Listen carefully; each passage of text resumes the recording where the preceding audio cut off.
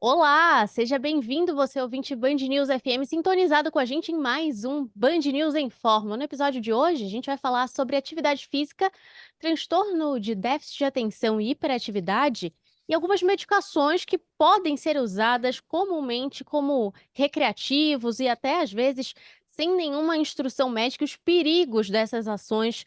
Não é isso, Camila Rich? Olá, tudo bem, Isabela? Tudo bom a todos os ouvintes?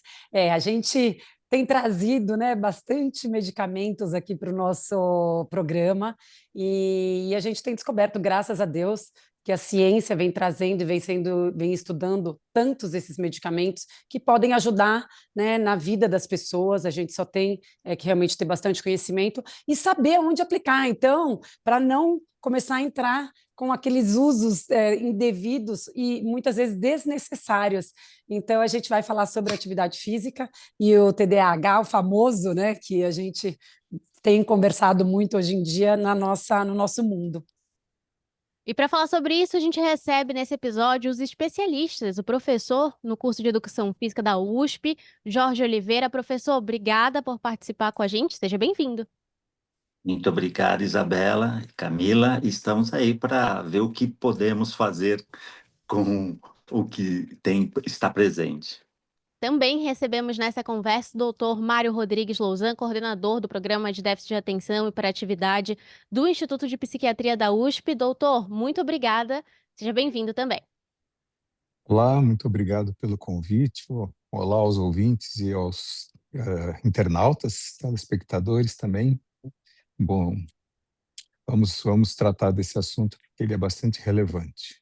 Doutor, eu quero começar perguntando o que é o transtorno de déficit de atenção e hiperatividade. A gente sabe, o nome já diz muito.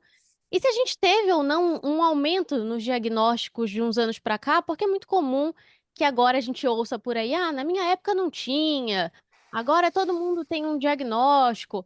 É uma mudança geracional? Tem a ver também com a geração que a gente está vivendo, ou realmente a gente não testava e não diagnosticava as pessoas antes? Bom, deixa eu começar pelo conceito de TDAH, né? Eu vou usar a abreviatura, que o nome é bastante comprido. Em parte, como você disse, o nome da doença diz parte do que ela é, né? O déficit de atenção, que é um dos sintomas, a distraibilidade, a dificuldade de concentração, principalmente se o assunto é mais difícil ou é enfadonho, essa distraibilidade da pessoa não prestar atenção, então escapa daqueles detalhes, depois se ela vai ver que não lembra mais o que ela conversou com alguém, por exemplo, né? Esse seria, digamos, um dos polos, né, da doença, e o outro é a hiperatividade e impulsividade. A hiperatividade na criança, principalmente motora, aquela agitação da criança que não para quieta em circunstâncias e numa idade em que ela já tem condições de ficar mais quieta, por exemplo, numa sala de aula, e a impulsividade, que é um agir sem pensar, né? A pessoa fazer coisas sem refletir, aqueles segundos de reflexão que a gente costuma ter, né? E depois, obviamente, em muitos casos, se arrepende desse ato impulsivo, né? O TDAH é um pouco mais que isso, né? TDAH envolve também, né, principalmente no adulto, desorganização, dificuldade de organização das atividades, de planejamento, de fazer com que o dia renda, vamos dizer assim. Muitas vezes a pessoa trabalha um dia inteiro com um baixo rendimento. Essa é uma queixa bastante comum, né? A hiperatividade no adulto costuma ser mais uma hiperatividade mental do que motora, né? Às vezes o adulto consegue segurar a parte motora da hiperatividade, então já não fica inquieto na cadeira, numa reunião, eventualmente bate perna, fica ali balançando perna, mas é mais contido, né? Mas a hiperatividade mental tem esse aspecto importante no adulto e muitas vezes até atrapalha a pessoa, porque tem horas que ela quer dar uma desligada e os pensamentos parece que continuam vindo num turbilhão, né? Em relação ao diagnóstico propriamente dito, eu estou na área faz muito tempo, né, na psiquiatria. Quando eu comecei a estudar psiquiatria, já todo mundo já sabia que existia o TDAH, não com esse nome, né? A gente chamava de disfunção cerebral mínima.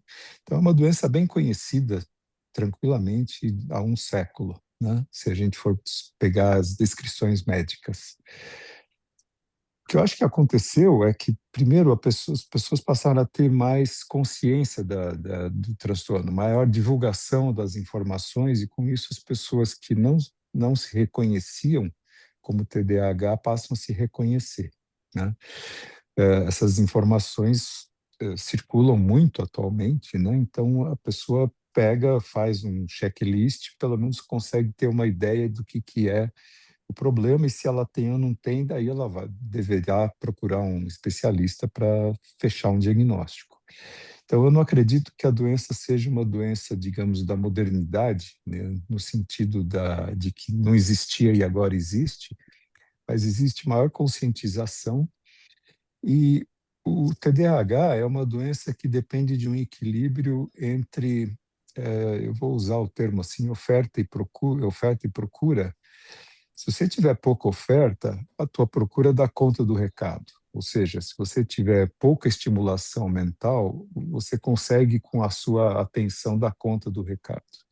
Se você tem uma demanda muito maior, né, ela aumenta, e hoje a demanda tende a aumentar por causa da velocidade com que tudo acontece, você passa a ter a dificuldade. Então, ela aparece mais, ela é mais evidente, né? Principalmente quando você tem situações de muita demanda intelectual, mental, enfim.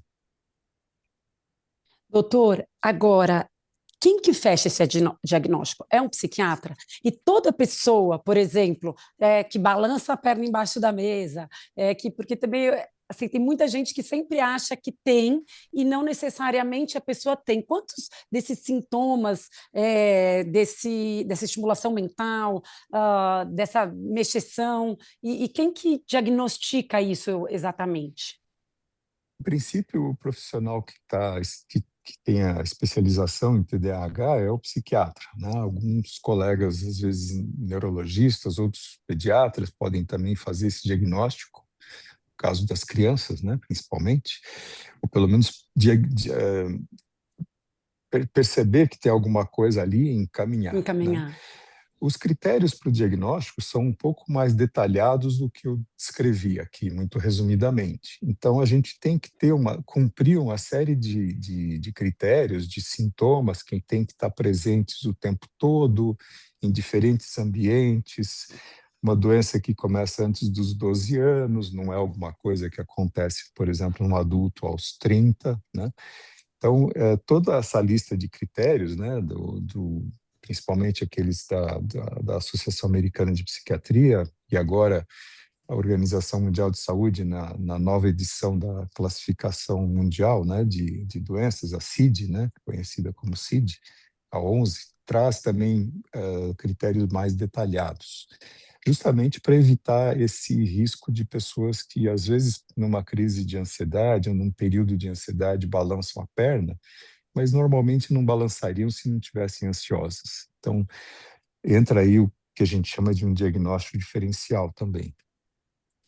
Professor Jorge, o doutor citou também o diagnóstico nas crianças, às vezes a gente tem um diagnóstico mais tardio. A gente consegue ver alguma diferença no desenvolvimento motor dessas pessoas que têm o TDAH ou é uma questão diferente? Bom, na verdade, o principal a causa que nós visualizamos é exatamente no aspecto motor, que é no aspecto da, da, das atividades que a pessoa faz, e principalmente a criança faz, e como já dito pelo doutor Mário, já por volta de 6 anos, as crianças já são diagnosticadas com esse transtorno, e isso é devido a uma grande o uso da palavra dele, mexação, que é o uso excessivo dos movimentos, né? Em que as crianças, normalmente, elas estão, assim, naquele momento de reconhecer esses comportamentos, ela já tem noção do que ela faz, mas pela causa da doença, esses movimentos são exacerbados, são mais. Então, a criança fica irrequieta, ela não para, e já na escola, que é onde é o ambiente mais propício que se identifica isso, além da casa, né, onde ela vive, que seriam os dois ambientes mais propícios para estar sendo identificados esses excessos de movimento.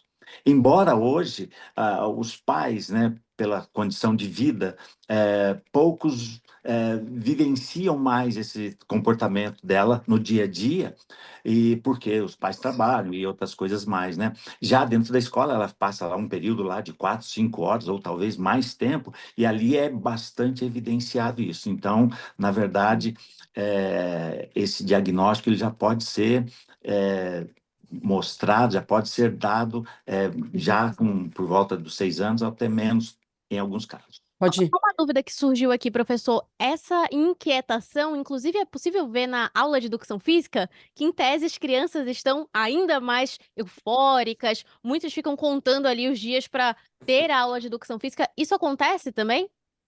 Sim, acontece muito e essa também passa a ser assim, mais um elemento para o professor controlar ali na sua aula, porque para além da espontaneidade, daquilo que a criança quer fazer, independente de ser TDAH ou não, ela quer fazer atividade, ela quer expressar seus movimentos, e ali ela muito mais do que os outros. Então, o controle por parte do professor tem que ser bastante preciso, e ele tem um papel fundamental nesse comportamento dessa criança, para ele não podar, cortar, porque ele está fazendo para além daquilo que precisa, como também deixar ela à vontade. Então, não é bem assim. Então, precisa ter, assim, um momento bastante importante nas aulas de educação física que o professor deve ter. Uhum. Eu ia perguntar, Jorge, uma coisa muito parecida com isso, que a gente pode dizer que a criança que tem o TDAH, ela tem uma coordenação motora prejudicada, ou então, assim, ali na educação física mesmo, por exemplo, na hora de executar algum exercício ou de fazer algum esporte. Ou essa excitação mental que o nosso movimento, né, é neuromotor, né, neuromuscular, ou esse movimento parece que a criança é o descoordenada e falta porque ele está sempre em muita agitação e são muitos comandos. Tem alguma relação?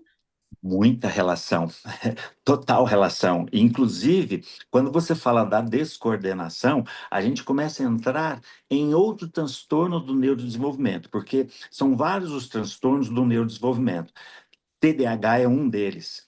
E eu vou entrar no outro que você chamou de descoordenação, que é o TDC, que é o transtorno do desenvolvimento da coordenação.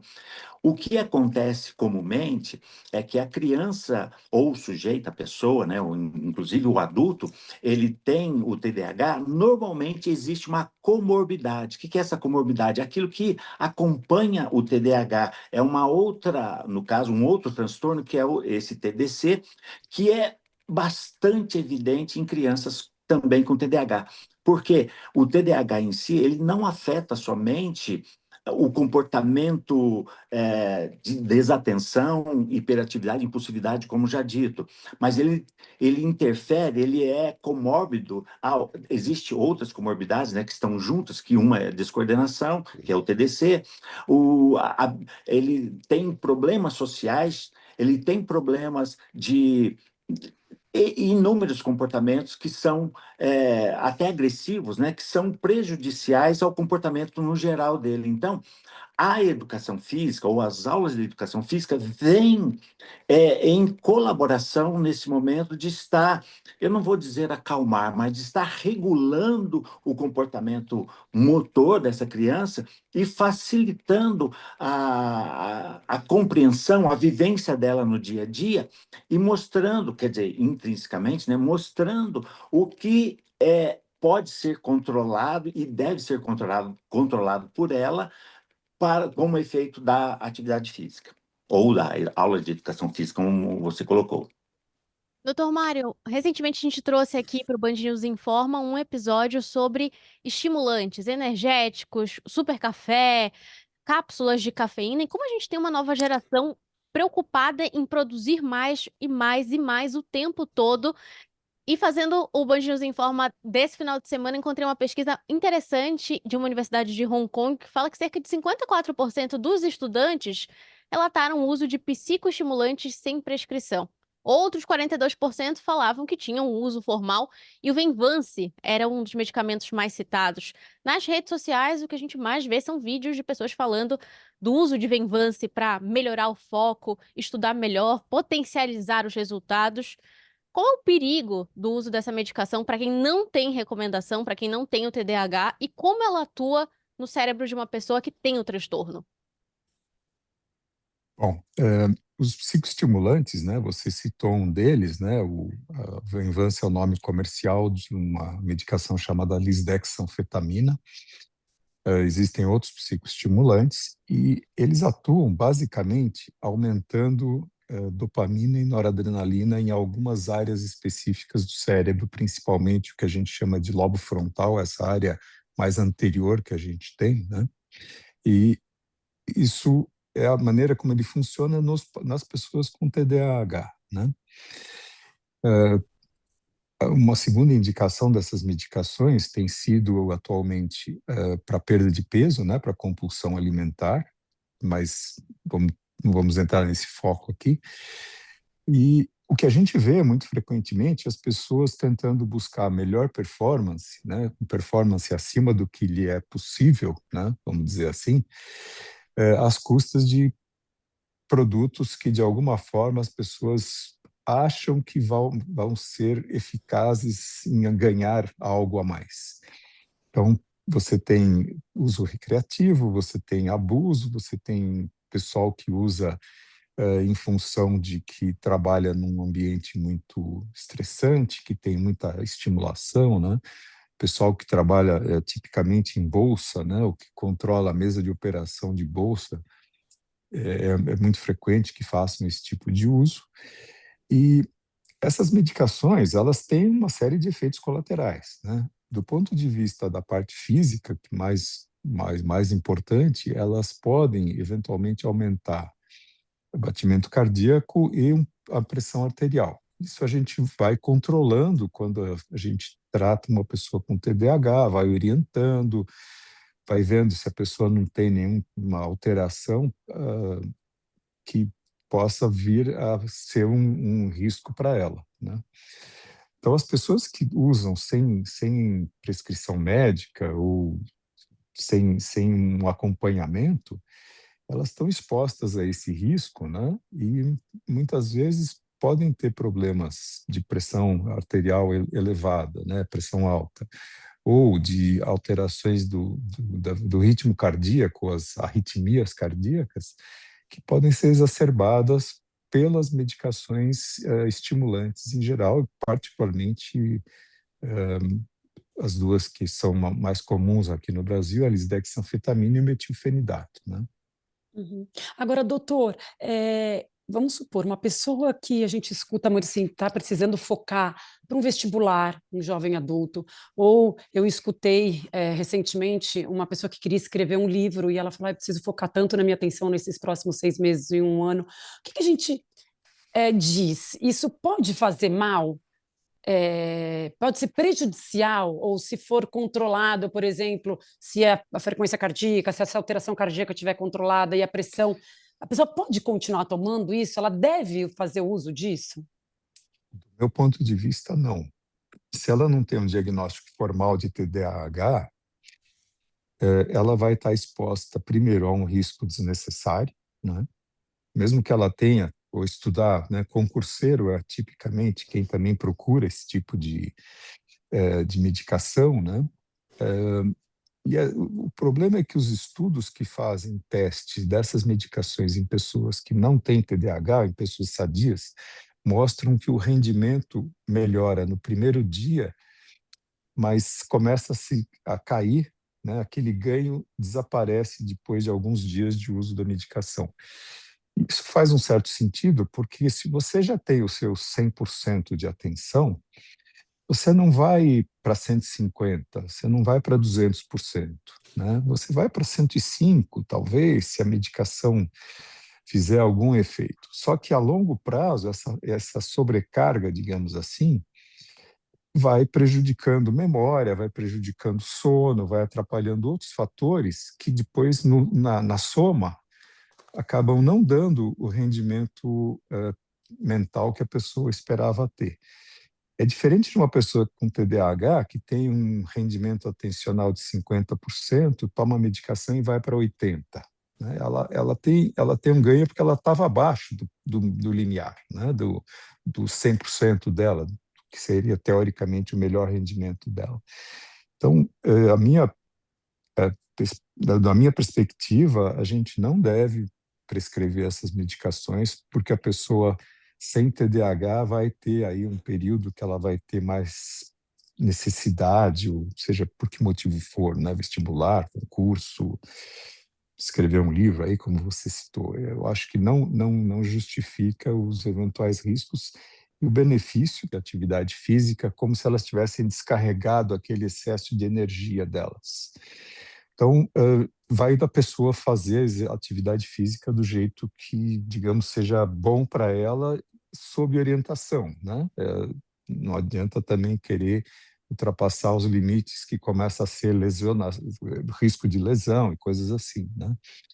Então, acho que sempre cabe orientação aí de um profissional de educação física para monitorar qual é a capacidade que aquela pessoa tem, construir gradualmente a condição física dela, se ela era uma pessoa sedentária, enfim, são os cuidados básicos, né? Um exame médico antes de começar a atividade física, acho que é sempre aconselhável, né? Particularmente pensando aqui mais em adultos, né? Adultos, sei lá, a partir dos 30, 40. Professor Jorge, tem alguma indicação diferente para as crianças? É, a prática da atividade física ela é sempre bem-vinda em todos os sentidos. Em especial, nesse caso, é, vamos dizer, existe até uma diretriz em que recomenda as terapias comportamentais. E uma dessas comportamentais, eu julgo sendo a atividade física, para minimizar os problemas que esses transtornos podem causar no indivíduo. E, em especial, na criança, a criança por si só, ela é sinônimo de movimento. A gente deve expor a criança a movimentos constantemente. Tem muitas aulas não só aquelas aulas de educação física que regularmente são nas quadras ou pátios de escolares, mas assim, aulas de sala de aula que têm movimentos que são fundamentais para a dissipação, vamos chamar desse termo, dissipação desse comportamento desatento, desse comportamento hiperativo e impulsivo também, que a atividade física consegue regular, que a atividade física consegue dar essa amenização no comportamento dela cotidiano. Em especial, o que foi levantado pelo professor, agora há pouco aí na fala dele, em relação ao uso do medicamento e o aumento da pressão arterial, aumento da frequência cardíaca, ele se torna bastante prejudicial. Exatamente porque quando você faz, e aí eu estou retratando dos adultos, né, que normalmente um adulto já traz algum problema, alguma consequência de problemas dessa natureza, e fazendo a atividade física, que por si só ela já eleva a frequência cardíaca, pode ser um fator que vem agregar a disfuncionalidade desse comportamento cardiorrespiratório da pessoa. Então, temos que tomar bastante cuidado com o medicamento e a, a fazer atividade física de modo geral. Eu acho importante a gente falar, né, Isabela, que a gente estava conversando fora do ar sobre os medicamentos, e a Isabela estava me questionando que tipo de exercício, se existia algum exercício, né, Isa, na prática de atividade física que ajudaria as pessoas. E é isso que eu acho que é maravilhoso. Se a gente conseguisse, se o professor de educação física ou para crianças, ou o personal trainer para adultos, né, ou qualquer outro professor que trabalha ali, a gente tem exercícios de ativação neural, né, físicos, não só os exercícios de ativação neural que você pode fazer ali com cores, né, sentado até numa mesa, com dinâmicas, mas tem a parte física, né? Eu aplico isso muito com os meus alunos de exercícios de ativação neural, quando eu quero deles quando eu quero deles uma resposta, por exemplo, tem um aluno que fala, Camila, eu vou ter uma reunião muito importante hoje, depois do almoço, e eu vou treinar. Ou pela manhã eu vou treinar e eu vou ter uma entrega, uma apresentação para fazer. E aí eu aplico alguns exercícios onde vão ajudar, onde vão potencializar esse poder de concentração. A gente consegue fazer isso na parte física. A partir do momento, né, que a gente tem que sabe que o movimento ele é neuromotor, ele tem que ter um comando neural, né? Para ir para o corpo, para o músculo se mexer, a gente consegue fazer isso. Então, por exemplo, dar um exemplo prático para as pessoas entenderem o que seria isso. Então, às vezes, até num treino, eu faço uma ativação neural, porque eu sei que eu vou querer pegar muita carga depois, porque a gente consegue aumentar, né, o estado de prontidão da gente, tanto muscular como mental, a gente consegue ter mais foco, a gente otimiza, né, o recrutamento dessas fibras musculares de uma forma muito mais eficiente, e a gente aumenta o estímulo cognitivo. Então, se você vai ter que pensar muito rápido, se você vai ter que fazer cálculos, então esses exercícios, eles ajudam demais. Então, de repente, uma pessoa que está querendo, por exemplo, né, prestar um concurso, como a gente estava falando, está querendo, vai ter uma reunião importante ou escrever um livro, a atividade física já proporciona isso tudo se você conseguir colocar dentro do seu treino. Então, assim, é importante as pessoas, os ouvintes, entenderem também que a gente, então, por exemplo, eu gosto muito eu faço algumas dinâmicas ou dentro de um step numa sala de ginástica, ou com uma bola na mão, ou com simplesmente cores, então eu pego aqueles mini bands com números. Então, a gente trabalha o cérebro de uma maneira aonde você vai ficar em alerta, você vai estar... Eu falo que quando a gente faz a ativação neural ali, a chance de você tropeçar na rua à tarde e não cair é gigantesca, porque você vai ter uma resposta, vai estar mais de prontidão, né? Então, eu acho que isso vale muito a pena as pessoas entenderem, conseguirem colocar ali no dia a dia. Claro. Camila, os seus exemplos foram perfeitos. Eu trocaria tudo o que você falou num outro conceito, que seria regulação de neurotransmissores. O que a atividade física acarretou no corpo desse indivíduo? A regulação desses neurotransmissores, que, no caso, o exercício físico, ele aumenta os níveis de dopamina, serotonina, noripinefrina e que são os neurotransmissores cruciais para a concentração, para a regulação do seu comportamento. Então, uma explicação do que você falou é isso. Eu queria só adicionar uma outra atividade que nós estamos fazendo, uma outra pesquisa, na verdade. Eu tenho uma aluna que ela está fazendo um doutorado, uma parte do doutorado dela no Canadá, na Ontario Technical University. E ela está trabalhando com jogos de videogames, que ela está querendo... Uma das funções do jogo dela é fazer com que a criança tenha mais um hiperfoco na atividade, e são atividades físicas, um controle de jogo ali que ela está tendo, que ela vai, de certa forma, fazer com que a criança tenha mais foco e consiga, nesse caso, regular o comportamento dela. E ela, assim, a gente está vendo resultados promissores nesse estudo dela e que vai ter, assim, que a gente vai ter boas respostas para depois impulsionar esses jogos aí, esse jogo que ela está montando na mídia.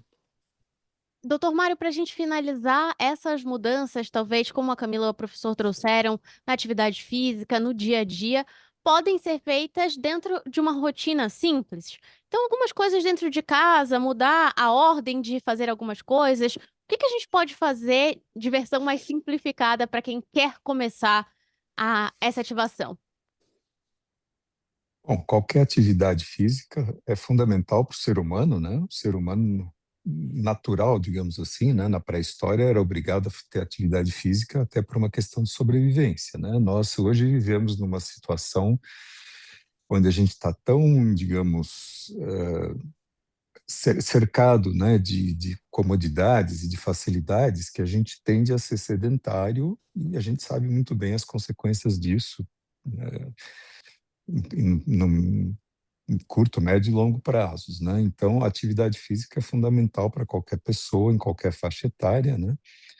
E ela começando a atividade física, e as pessoas com TDAH descrevem bastante isso, né? Elas conseguem se organizar, que a atividade física dá esse equilíbrio neuromuscular, enfim, para as próximas horas. Não é que isso vai perdurar nos próximos, né? Vai ter que repetir a atividade no dia seguinte ou daqui a 2 dias, porque isso não se retém por muito tempo, mas você vai ganhando, né?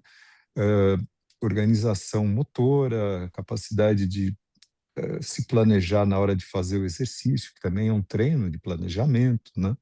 Então, tudo isso certamente ajuda bastante no TDAH, né? E é uma forma, digamos assim, da gente, entre aspas, ajudar ou tratar o paciente sem precisar, por exemplo, aumentar uma dose de medicação.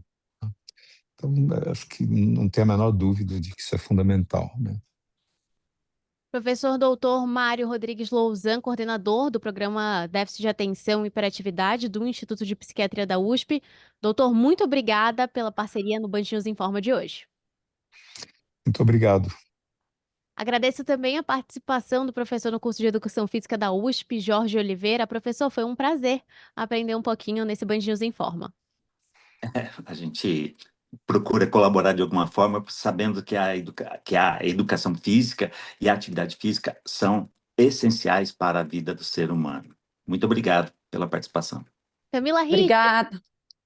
a gente volta na semana que vem com mais um Band News Informa, mas antes disso, vou pedir para você deixar seu Instagram para a gente acompanhar dicas de treino e também tem alguma forma de fazer uma ativação neural em casa mesmo, sem precisar ir para academia? Ah, claro que tem, Isabela, dá até para a gente brincar em família, né? Eu costumo falar assim: eu vou te fazer uma conta, e se der número par, você dá um salto para a direita ou faz um polichinelo. Se der um ímpar, você agacha. Então a gente um com o outro brinca e fala 2 vezes 6. Né? Então a pessoa tem que pensar no resultado 12 e fazer um movimento físico, né? Então, assim, a gente consegue fazer com soma, com cores. Então, dá sempre para a gente. É uma brincadeira, mas a gente pode colocar isso cada vez mais intenso, com exercícios mais intensos também, né? Coordenando com bola, enfim, com movimentos. E isso faz com que a gente fique mais bem preparado para o nosso dia e porque a gente precisa seguir em frente. Então, quem quiser me seguir, me acompanha no @Camila, aquele risquinho embaixo, Hirsch, HIRSCH. Obrigada pelo programa, pela companhia, Isa. Obrigada, Mário, Jorge. E até a semana que vem.